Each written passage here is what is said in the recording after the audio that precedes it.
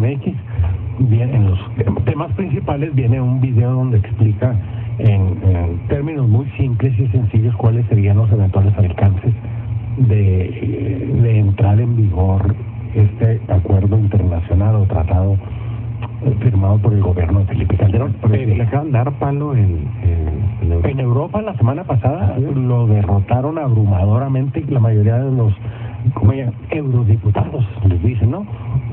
470 y tantos contra 3 pelados o 4, ¿no? Y en aquel instante los eurodiputados traían unos letreros muy interesantes que decían hola democracia, adiós acta, ¿no? Es decir, la contraposición entre el uso libre de los flujos de información, comunicación de Internet como un acto democrático en favor del pueblo, y el acta pretendiendo limitar esto, ¿no? Restringirlo y controlarlo, que es sobre todo de lo que se trata. Pero mire, el asunto está, digo, para tener la información completa, en que ese acuerdo que firmó el gobierno de Felipe Calderón con el gobierno de Japón simplemente compromete al presidente a desarrollar todo las estipulaciones del acuerdo o llevarlo al Congreso para que se emita la legislación secundaria correspondiente. En México no hay ley hasta ahora que regule el uso de Internet. Es un tema en el que nuestros legisladores, por lo menos, han estado de acuerdo. De hecho, en septiembre del año pasado, 2011, una comisión plural del Senado de la República había hecho un pronunciamiento dirigido al presidente Calderón instándole a no firmar el acta, y entre los argumentos más relevantes era uno de que era violatorio de garantías individuales vigentes en México y protegidas constitucionalmente por la Constitución Federal.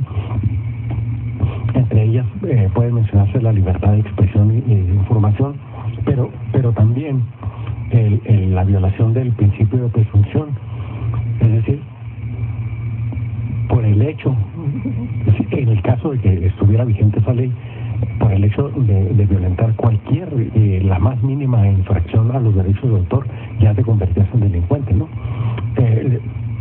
Pero además dicen una cosa los senadores en su pronunciamiento que me parece muy relevante. En México el desarrollo de la Internet o el acceso a la Internet está muy limitado todavía. Se cree que apenas 3 de cada 10 mexicanos tienen acceso frecuente a Internet, ¿no? Así sea en los cibercafés o en lo que sea, no todo el mundo tiene acceso a Internet.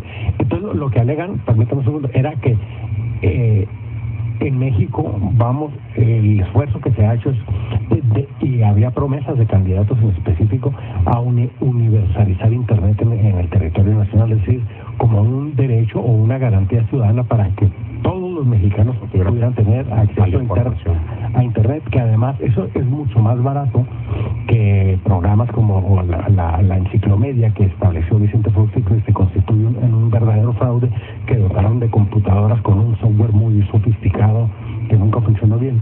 Simplemente el Internet puede ser una herramienta muy importante para elevar el nivel educativo, cultural, tecnológico de los mexicanos. Entonces, cuando en México vamos intentando que se generalice o se universalice este derecho en favor de los ciudadanos, todo el mundo pueda tener acceso, el suscribir el acta significa un acto regresivo y eventual con signos de autoritarismo y represión, ¿no?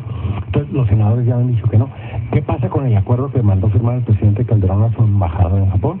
Pues que no tiene ninguna validez a menos que lo apruebe el Senado de la República, y se cree que esto solo podrá ocurrir hasta después que entre en vigor la nueva legislatura, es decir, después de septiembre, en el periodo ordinario de sesiones que podría llevarse el asunto. Pero de entrada, tanto los senadores salientes como entrantes ya han dicho que no va a pasar esa iniciativa. Ahora, ¿no? Habrá que ver qué dicen lo que decimos los que usamos el Internet. Bueno. Recuerde usted que hace 2 años tumbaron el impuesto al internet con las protestas de tuitazos. Que fue la primera manifestación del poder real que tenía la comunidad tuitera en México en lo que hace a la toma de decisiones públicas, ¿no? Sí. Bueno, pues resulta que aquí viene la coincidencia extraña, don Arturo. A ver, ya va a empezar usted de conspiranoico. No, es de especulador, pero eso se llama feo. Mira, así que especula, ¿cómo se le dice? Pues muy feo. Sí, especulador, pero en realidad sí, la conjugación más apropiada popular sería especulero, ¿no? Ya ves. Bueno, ya la solté.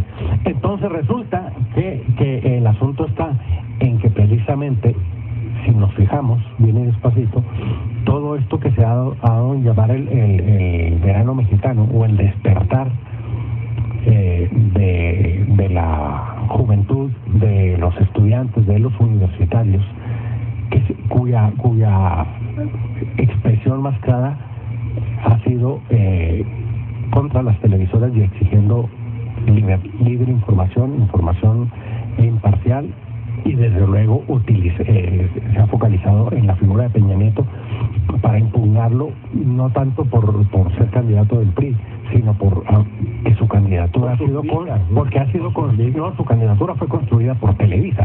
Entonces, el riesgo fundamental, y en esto lo comparten muchos políticos, incluidos periodistas, es que Televisa se convierta en el verdadero poder en México, ¿no? Que lo ha sido de alguna manera detrás del trono o tras las cortinas, pero ahora ya al grado de imponer presidente, ¿no?